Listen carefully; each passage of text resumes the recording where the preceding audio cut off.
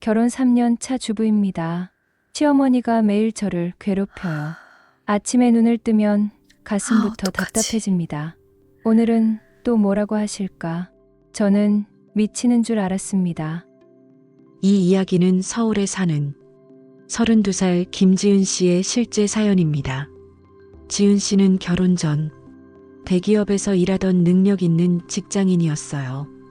남편을 만나 사랑에 빠졌고 행복한 결혼 생활을 꿈꿨죠. 하지만 결혼 후 현실은 달랐습니다.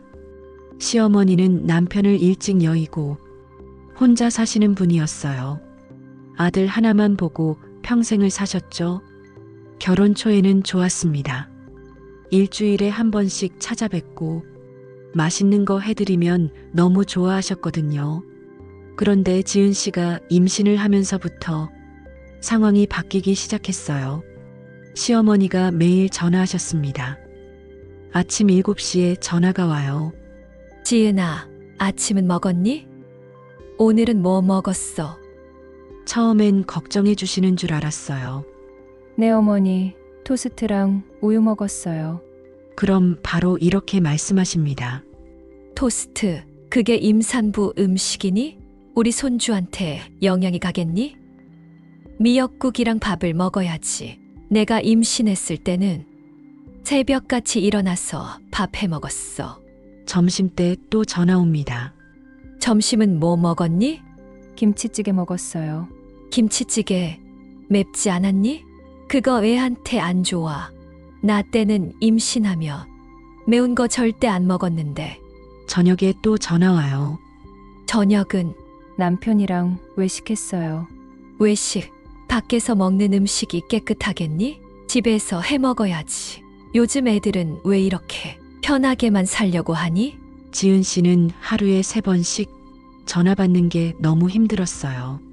뭘 먹어도 잔소리, 뭘 해도 잔소리였거든요. 그래서 남편한테 말했습니다.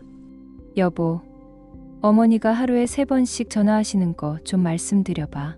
남편의 대답은 이랬어요. 우리 엄마가 손주 걱정돼서 그러시는 거야. 좀 이해해줘. 엄마가 외로우시잖아. 출산 후에는 더 심해졌습니다. 시어머니가 거의 매일 집에 오셨어요. 육아 방식 하나하나에 간섭하시기 시작했죠. 왜 애를 눕혀 재우니? 안아서 재워야지. 왜 분유를 그렇게 타니? 물이 너무 뜨거워. 왜 기저귀를 이 시간에 갈아? 조금 더 있다가 갈아줘야지. 어느 날은 지은 씨가 아기 울음소리를 듣고 달려갔는데 시어머니가 이미 안고 계셨어요. 어머니, 제가 할게요. 괜찮아. 내가 할게. 너는 쉬어. 우리 손주 할머니가 보면 되지. 지은 씨는 자기 아이인데 자기가 키우지 못하는 기분이 들었어요. 가장 힘들었던 건 남편이었습니다. 남편은 항상 어머니 편이었거든요. 엄마가 도와주시잖아. 왜 고맙게 생각 안 해? 엄마 혼자 사시는데. 손주라도 보시면 좋아하시잖아. 내가 어릴 때도 엄마가 다 그렇게 키우셨어. 엄마 방식이 맞아. 지은 씨는 점점 지쳐갔습니다. 아침에 일어나는 게 두려웠어요. 시어머니 전화가 올까봐, 집에 오실까봐 불안했죠. 친구들한테 하소연했지만 그래도 도와주시잖아. 나는 혼자 다 하는데 라는 말만 들었어요. 아무도 이해해주지 않았습니다. 결국 지은 씨는 산후 우울증까지 왔어요. 약을 먹기 시작했고 상담도 받았죠. 상담사가 절에 한번 가보라고 했습니다. 스님께 말씀드려 보세요. 도움이 될 거예요. 지은 씨는 반신반의하며 절을 찾아갔습니다. 스님 앞에 앉아서 눈물을 쏟았어요. 모든 이야기를 다 했죠. 스님, 저는 나쁜 며느리인가요? 시어머니가 도와주시는데 왜 저는 힘든 걸까요? 제가 이기적인 건가요? 스님께서 한참을 듣고 계시다가 조용히 물으셨습니다. 보살님, 혹시 전생을 믿으십니까? 네, 지은 씨는 갑자기 무슨 말씀인가 싶었어요. 스님께서 말씀하셨습니다. 부처님께서는 모든 인연에는 이유가 있다고 하셨습니다. 우연히 만난 인연은 없어요.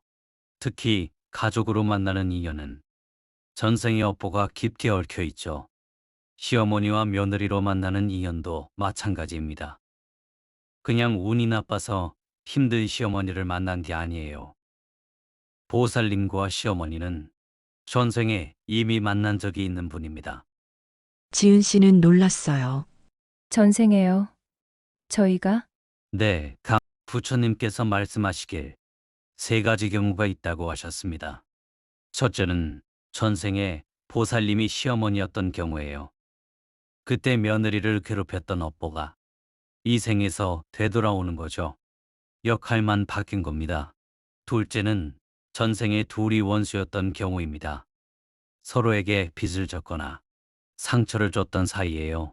그 빚을 갚기 위해 이 생에서 시어머니와 며느리로 만난 거죠. 셋째는 전생에 서로 사랑했지만 이루지 못했던 경우입니다. 그 아쉬움이 남아서 이 생에서 다시 만나는데 형태가 바뀌어서 오는 거예요. 연인이 아니라 고부로요. 지은 씨는 믿기지 않았어요. 제가 전생에 뭘 잘못했기에 이렇게 힘든 건가요? 제 잘못인가요? 스님께서 고개를 저으셨습니다. 잘못이 아닙니다. 배움입니다. 부처님께서는 고통을 벌이 아니라 가르침으로 주신다고 하셨어요. 보살님은 지금 무엇을 배우고 계신가요? 시어머니를 통해서요. 혹시 인내심을 배우고 계시진 않나요? 집착을 내려놓는 법을 배우고 계시진 않나요? 내 생각이 항상 옳은 게 아니라는 걸 배우고 계시진 않나요? 지은 씨는 생각해 봤습니다. 맞는 말이었어요.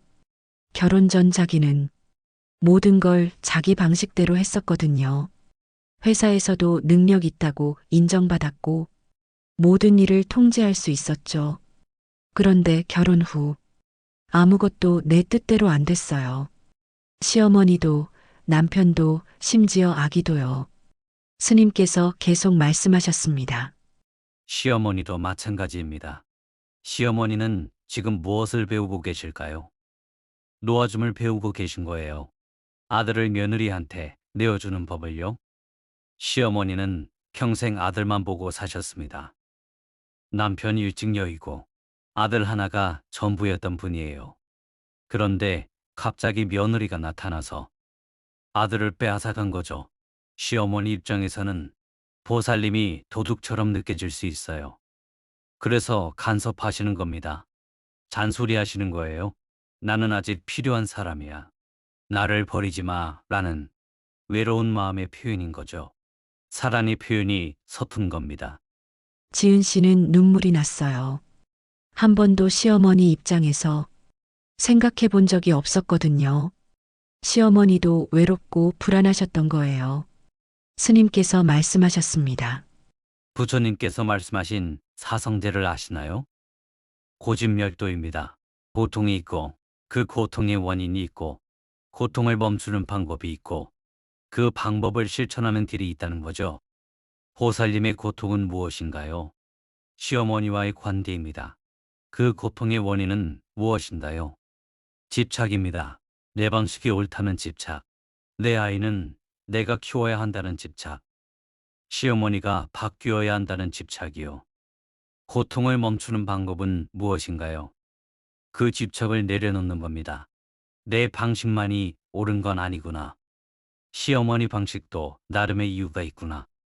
완벽한 사람은 없구나. 라고 받아들이는 거예요. 그럼 어떻게 실천하나요? 3가지만 해보세요. 스님께서 구체적으로 알려주셨습니다. 첫째, 감사 인사를 하세요. 진심으로요. 시어머니가 전화하시면 어머니 걱정해 주셔서 감사합니다. 라고 하세요. 집에 오시면 와주셔서 감사합니다. 라고 하세요. 처음엔 입으로만 하는 거예요. 그런데 신기하게도 말을 계속하다 보면 마음이 따라갑니다. 둘째, 작은 것 하나를 맡기세요. 시어머니한테요. 예를 들어 아기 목욕은 제가 할게요. 대신 목욕 후 옷 입히는 건 어머니가 해주세요. 이렇게요. 시어머니는 자기가 필요한 사람이라고 느끼시면 마음이 편안해지십니다. 셋째, 경계를 정하되 부드럽게 하세요. 어머니 조언 감사합니다. 이번엔 제 방식대로 한번 해볼게요. 안 되면 그때 어머니 방식으로 할게요. 라고 하세요. 거절이 아니라 유예입니다. 지은 씨는 반신반의했지만 해보기로 했어요. 집에 돌아와서 시어머니한테 전화했습니다. 어머니, 오늘 절에 다녀왔어요. 그동안 어머니한테 감사 인사를 제대로 못 드린 것 같아요. 도와주셔서 정말 감사합니다. 시어머니는 놀라셨어요. 지은아, 무슨 일 있니? 어디 아픈 거니? 아니에요. 그냥 감사해서요. 다음 날 시어머니가 오셨어요. 어머니, 아기 목욕은 제가 할게요. 대신 목욕 후에 로션 발라주시고 옷 입혀주시면 안 될까요? 어머니가 하시면 더 잘하실 것 같아서요. 시어머니 얼굴이 환해지셨어요. 그래, 그럼 내가 그렇게 할게. 우리 손주 할머니가 예쁘게 입혀줄게. 일주일 후 지은 씨가 다시 저를 찾아갔습니다. 스님, 신기해요. 시어머니가 조금씩 바뀌고 계세요. 아니, 제가 바뀌니까 시어머니도 바뀌시는 것 같아요. 스님께서 웃으셨습니다. 보살님이 변한 겁니다. 시어머니는 그대로예요.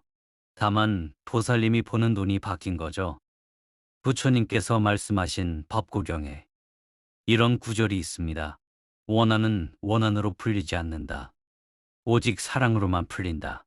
이것이 영원한 진리다. 시어머니와의 갈등도 마찬가지예요. 싸움으로는 안 풀립니다.